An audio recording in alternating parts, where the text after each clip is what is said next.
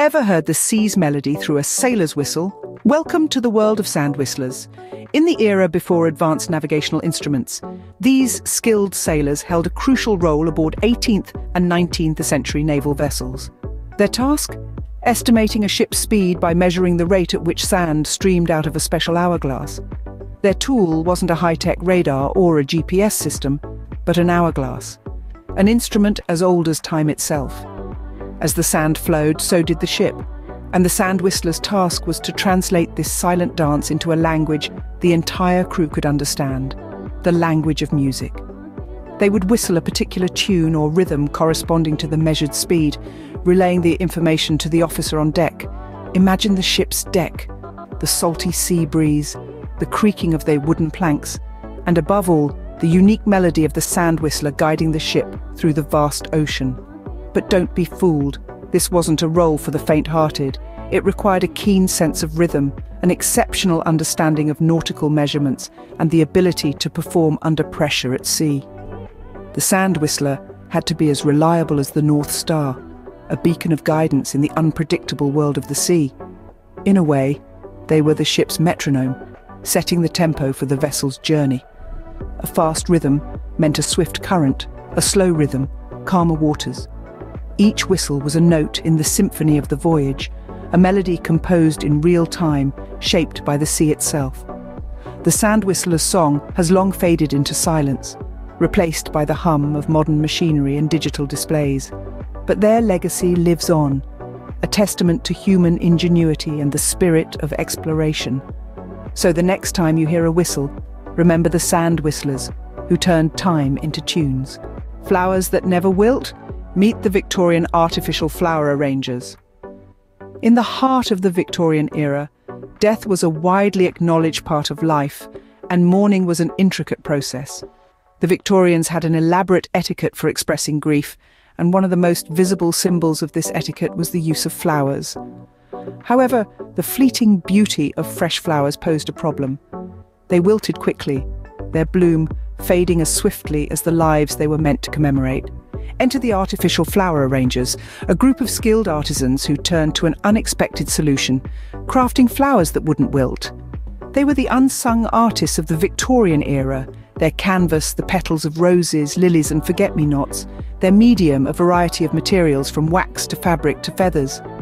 These artisans painstakingly created incredibly lifelike flowers, each petal, each leaf, each stem, a testament to their skill and dexterity. The artistry involved in this profession is not to be underestimated. Each flower, each arrangement was a work of art, a labour of love, crafted with meticulous attention to detail. The materials they used varied. Some opted for wax, a material that could be delicately shaped and tinted to mimic the subtle hues of nature. Others turned to fabric, cutting and shaping each petal by hand. Some even used feathers, carefully dyed and arranged to create an illusion of soft petals. The role of the artificial flower arranger was not merely to create, but to communicate. Each flower, each colour chosen, held a specific meaning in the language of Victorian mourning. A white lily might symbolise purity and innocence, a red rose enduring love, a forget-me-not remembrance. Through their work, these artisans helped the bereaved express their grief, their love, their longing. The artistry of these artificial flower arrangers gave the Victorians something precious, the ability to express their mourning in a beautiful, lasting way. These artisans turned mourning into an art, creating beauty that outlived the occasion. A job that required a strong stomach and a stronger sense of duty. Enter the world of night soil carriers. In the hushed darkness of pre-modern cities, while most of the population slept, a group of unsung heroes went about their critical work. These were the night soil carriers, tasked with the unenviable yet essential job of collecting human waste from chamber pots and cesspools. This was not a job for the faint-hearted. It demanded not only a robust constitution, but also an ability to navigate through the labyrinthine alleys and lanes, often pitch dark and perilous. The carriers had to be adept at avoiding any missteps, literally and figuratively, as they carried the heavy buckets of waste through the city. The importance of their role, however, cannot be overstated. In a time before modern sewage systems, these night workers were the frontline warriors in the battle against diseases. They ensured that the waste was properly disposed of, often transporting it outside the city walls. Their work was instrumental in maintaining sanitation and preventing the spread of deadly epidemics. Yet, their contribution often went unnoticed and unappreciated. They worked under the cover of night, their efforts hidden from the eyes of the city's residents. Their work was shrouded in darkness, both literally and metaphorically. Despite the name, the night soil carriers didn't just deal with soil. The term night soil, in fact, was a euphemism for human excrement.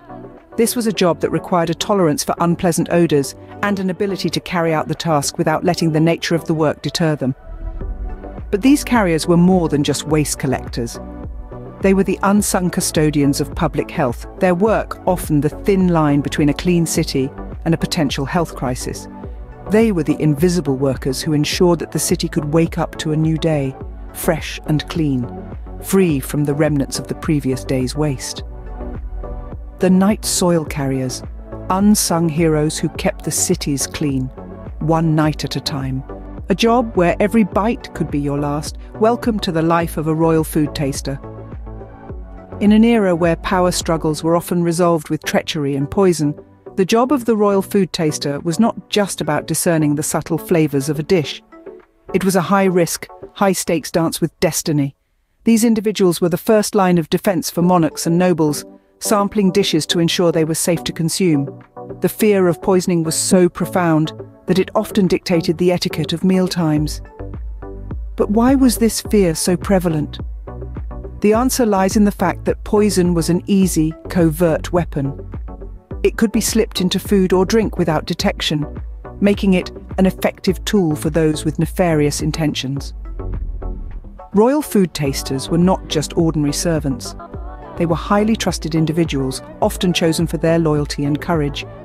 It was an honour to serve their ruler in such a personal way, but it was also a job that could demand the ultimate sacrifice. They would sample a morsel from each dish, savouring it to identify any unusual flavours or odours. If the food was poisoned, they would suffer the consequences, potentially giving their life to save their ruler. The job demanded more than just an exceptional sense of taste and smell. It required an unwavering sense of loyalty, courage, and the willingness to face death at every mealtime. They were not just tasting food, they were tasting danger, one bite at a time. But the role of the royal food taster wasn't just about danger. There were perks too. They got to enjoy the finest foods, prepared by the best chefs of the time. They lived in the royal court, experiencing a lifestyle that was beyond the reach of ordinary citizens. So while it was a job fraught with peril, it was also a position of privilege and honour. It demonstrates the lengths to which rulers would go to ensure their safety and the courage of those willing to risk it all for their monarch. In the world of royal food tasters, loyalty was not just an expectation, but a matter of life and death. Before refrigeration, there were the ice cutters. Picture this. It's the 19th century in North America. The mercury dips low, and the lakes and rivers transform into vast expanses of sparkling ice. Now enters a group of intrepid individuals, the ice cutters. Ice cutters were the unsung heroes of their time, venturing onto the frozen bodies of water during the heart of winter. Their objective was simple, yet challenging, to harvest nature's ice. Equipped with specialized tools, they would cut massive blocks of ice, each weighing up to hundreds of pounds. But the work didn't stop there. The ice blocks then embarked on a journey, transported and stored in structures known as ice houses. These structures were marvels of 19th century engineering, designed to keep the ice from melting as long as possible. The preserved ice served a crucial function. It provided a means to keep food fresh during the warmer months. In essence, these ice cutters and their ice houses were the precursors to our modern refrigeration systems. The job of an ice cutter was not for the faint-hearted. It demanded physical strength and resilience. The working conditions were harsh, with freezing temperatures and biting winds. And the ice itself posed a danger.